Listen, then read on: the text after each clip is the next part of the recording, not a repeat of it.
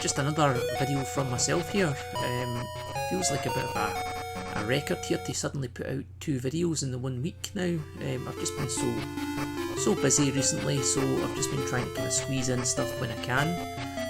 But yeah, today I'm doing my retro pickups video for the month of July, which, to be honest with you, it's probably is July and probably the start of this month as well, because, you know, I've just not really had that much game time in July, to be honest with you.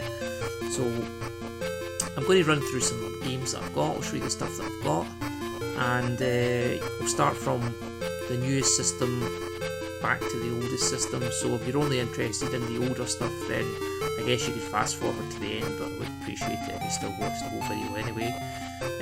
But yeah, let's get on and I'll show you what I've got. Alright, first off this month,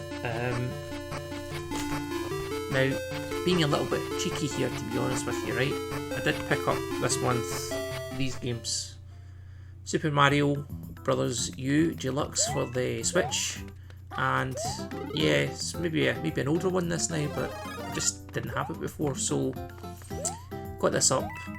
Got this on the strength of my kid wanted to play it, basically. So been enjoying playing this with my kids in multiplayer mode, and it's just a really good laugh. So yeah. Other one I picked up this month for the Nintendo Switch as well was the copy of Team Sonic Racing. Now, going to be totally honest, I haven't actually played this yet. It was available on the Xbox as well, but I tend to go for these kind of games on the Switch because it just feels to me like the Switch is a bit more of a permanent solution, I guess. I know that sounds ridiculous to say, but there's something, you know, about actually getting proper media when you buy games. I think maybe it's because they're similar to cartridges. Maybe it's because I know that it won't be on the Nintendo shop, you know, for like a $5 or given away for free, like it probably will be on the Xbox store at one point. Yeah, it seems to be a preference at the moment. I don't know why, but you know, at the end of the day, the Xbox stuff is cheaper, so I don't know why that is. I just been buying Xbox and a bit of Switch, and yeah, I've just been finding the Switch is a bit more appealing recently. Anyway, I've kind of waffled on there and went off track again. I'm going to stop doing that now. Right, what's next? Oh, this here is Borderlands 3 for the Xbox One. As you can see, it was a Tesco special down to £4, and yeah, as you can also see, I haven't played it yet. So this was just a purely opportunistic pickup, going around Tesco and going, oh, what have they got there? Oh, Borderlands 3, that looks good, so I'll pick that up. So that was the only game that they had, mind you, for that kind of price. I know that some guys get really lucky sometimes and come away with big stacks of games at that kind of price, but it never happens to me for some reason. I think the Tesco I go to is quite small though, so maybe that's what it is. But yeah, anyway, let's go down a generation now. Or 2 generations technically now, I guess. Got Condemned for the Xbox 360. Now, this game came from Game Cycle, so the price was good. It was technically free, I guess. I had Game Cycle points to use up, so I've not played any of the Condemned series. I know there's a Condemned 1 and 2, but yeah, this has been on my list for a little while, so looking forward to getting a chance to give this a go. The next one, again, similar story, Xbox 360, came from Game Cycle and Time Shift, and yeah, I don't know why this game appealed to me for some reason. Not tried it, but you know, we'll give it a go. Okay, so that was the Xbox 360 stuff. This was the only game this month I actually managed to find in the charity shop, believe it or not. It's a copy of Driver San Francisco for the PS3, and that cost me a whopping 50 pence from the charity shop, but it's an Essentials version, but it's all in there in all fairness to it, you know, so can't complain. my PS3 collection is pretty small, has to be said, so I could buy pretty much most games for it, and you know, most kind of common charity shop games, and come away with something at least. Alright, so next we'll go down a couple of generations here, I think. Now, when we did the PS1 pickups video, no, not the PS1 pickups video, I mean the top 10 PS1 video, I'd mentioned on there that there was one that I put on my list, but I didn't have it anymore, and there was actually two. But one of them was Tenchu. So, I don't know about you, but when I actually say that out loud, that I don't have this game anymore and it should be on my top 10, it sent me straight to eBay to find it. So that's what I did. I picked up Tenchu, and although I'm not generally a stealth kind of guy, for some reason Tenchu feels a bit different to me. I have good memories of playing this back in the day. It was just an interesting game. I think it was like actually the first game like this that I did play. So good memories of that. Let's hope it lives up to them. So same generation, I guess, and probably the same reason for the pickup. Tomb Raider on the Sega Saturn. I do own Tomb Raider on PS1, but I saw this cheap and just picked it up. So this cost me, I think it was £4.50 or something like that, with free postage. So I thought, why not? And to go with that, for the Sega Saturn, I actually picked up a new Action Replay as well. So this is actually brand new in the box, and out of all the places to get this, I actually picked this up on Amazon. It wasn't that cheap, it was 33 quid or something like that, but you know, I don't have a memory card for my Sega Saturn, and this one will allow me to play import games on that part of the Saturn as well, so I thought this was a good little investment. And maybe at some point you can flash this card and allow you to play backups as well, but I won't be doing that. I'll just be keeping it as it is, and what I might be able to do then is start picking up some of these Japanese Saturn games that I've had my eyes on for a while. So yeah, looking forward to that. Not opened it yet, but will do. Okay. Oh, I've actually missed out a generation, by the way, but never mind. So again, influenced by the PS1 pickups video, I picked up this. It is Blood Omen 2, and you guys probably heard me talking about Blood Omen Legacy of Kain on the PS1. It was on my top 10 PS1 games, but I've never actually played this sequel, Blood Omen 2.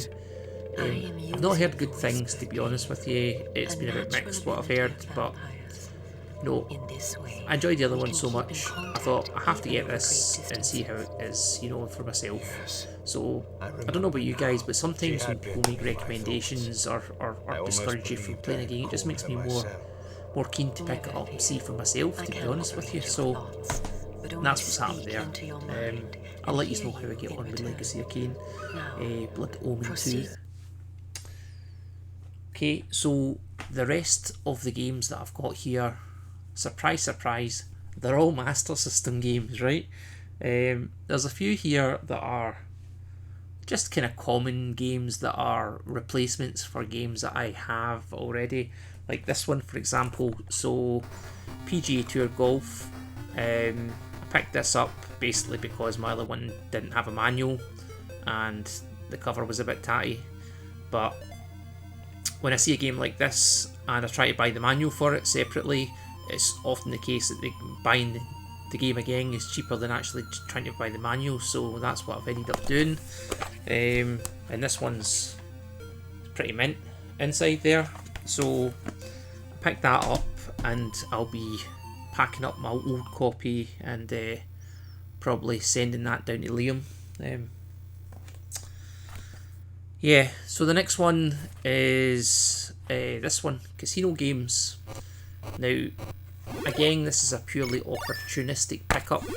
I did pick this up because it was the PAL version of Casino Games and it was pretty mint.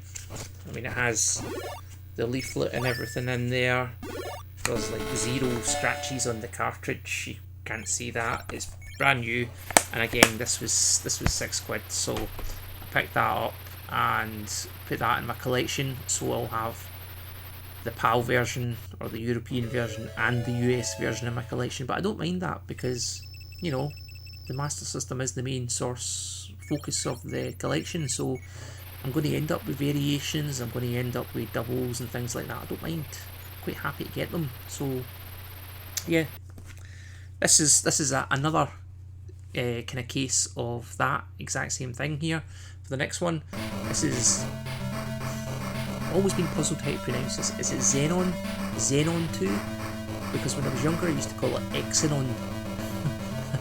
So I don't know if this is similar to how I used to call the Grand Prix the Grand Prix or not, but yeah, this is Xenon II or Xenon II I think it's actually called. But I picked this one up because it was the Virgin release of the games, and I don't have that one. The one that I have just now is the ImageWorks version, and yeah, it's the same. It's pretty minty, so it wasn't that expensive to pick up. I think that one was £8, so I'm just being opportunistic in picking up these variations while I'm in the mood to do it. Got a bit of spare money, so why not? And yeah, so I actually started delving into the world of classics with the next one as well. This was my first classics game that I've picked up, and it's Asterix The Secret Mission. And I've got the regular version of this, and now I've got the classics version. And this is, I think this is probably the most common of classics that I've seen out there. And this one cost me, I think it was £11 off of eBay. So I thought it was alright. It would do to start me off. No manual, unfortunately. But, you know, I'll pick up a standard copy at some point again and put the manual in there and complete that. Next one was the same story actually as well. It's a classics version of Wonderboy and Monster World. And this one was a bit more expensive. This one was, I think it was $25 I paid for this. And it's actually a really good price for this game generally. Wonderboy and Monsterland, if it was a standard version, but this classics version goes for quite upwards of £50 normally. So when I factored in, not only was it the classics version and the condition of the game as well, it's, you know, it's exactly the same. It's got the little pamphlet, it's got the epilepsy warning thing, it's just got everything. So I thought, why have that? The cartridge looks brand new. There's not a single scratch on that cartridge. It looks like it's never been played, which is a tragedy for Wonderboy and Monster World really. So yeah, keep that one, and happy to get that one to the collection. And we're going to do the same story again here, right? This is Road Rash for the Master System, the Kicks version of the game, and I picked this one up. Wasn't really looking for the Kicks version, was looking for the standard version, but already actually have the standard version. You can probably see that just behind me. Well, move my finger just there. But if you guys follow me on Twitter, you might notice, might remember that I posted my copy of Road Rash when it arrived. It was quite disappointing. Not because it looked bad or anything like that, it just absolutely stunk. It'd been with a smoker, and it just, yeah, I've tried everything to clean that copy of the game and the box, and I've actually threw the other box away, but even the insert is just, yeah, terrible. So I will be changing that copy at some point, but I seen that one and it was pretty cheap. I think it was like £22 or something like that, so I picked up that one as well. And I thought that was a pretty good deal for the Kicks version of the game. So if you haven't played Road Rash on the Master System, it is a really good game. It's really great. It's really close to the Mega Drive version, so well worth a go. The last 4 games that I've got here are a bit more interesting than those ones, right? They're not variations or anything like that, I promise you. So what order will I do them? Okay, well this one technically is a variation, right? This is Turm da Monika Karma da Monika.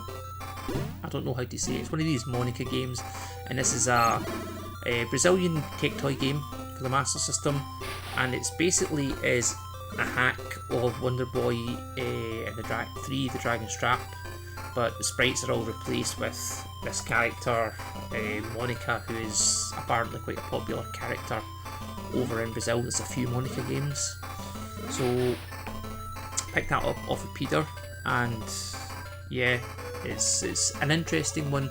I'm trying to pick up the games that I can get that look a bit different, or they are actually a different game, if you know what I mean. I don't want to go into variations for Brazilian games. I just wanted the games that were actually different, and this one definitely is, so it's an interesting one. Next one is Virtua Fighter Animation. Again, Master System tech toy version of the game. This was released on the Game Gear, but it never got a release over here in the Master System, and it's an interesting little game. It's not really a Virtua Fighter game as such, but it's a kind of story of the, you know, it's a strange story, to be honest with you, as well. But yeah, it's an interesting little title. Not the best game, it has to be said, but just an interesting curiosity for the collection. And you know, who would have thought that Virtua Fighter made its appearance on the Master System? You know, so that's maybe just, I'll do a little video of this at some point and just kind of show it off a little bit, but it's a really interesting little game. Another one from Peter here, another Brazilian game, the King of Fighters, Street Fighter II. And yeah, this is an interesting conversion for the Master System. Again, just a really interesting one to talk about. People don't often believe here that the Street Fighter came out on the Master System, and you can show them this and say, yep, it's not the best version of the game, it has to be said, but they did put in a bit of work into this, so it's interesting when you play it. There's quite a few, there's a couple of characters missing out the game, but overall it's not too bad for a Master System game. And if you compare this side by side to some of the other ports that other systems got for Street Fighter 2, like thinking of like the Commodore 64 version and stuff like that, you really do see how powerful that Master System was compared to those other 8-bit computers of the time. So yeah, I'll put a little video up in the corner, I think it's that corner there, and you can see for yourself, but it's an interesting one. The last one that I'm going to mention this month is actually a homebrew game that I picked up, and I've had this on back order now for a couple of months. It's a Sorceress Vacation, Voyage of Sorceress Vacation, and this guy here, 2 Minds, if you look up 2 Minds on Google, you'll find the website there where you can order these games.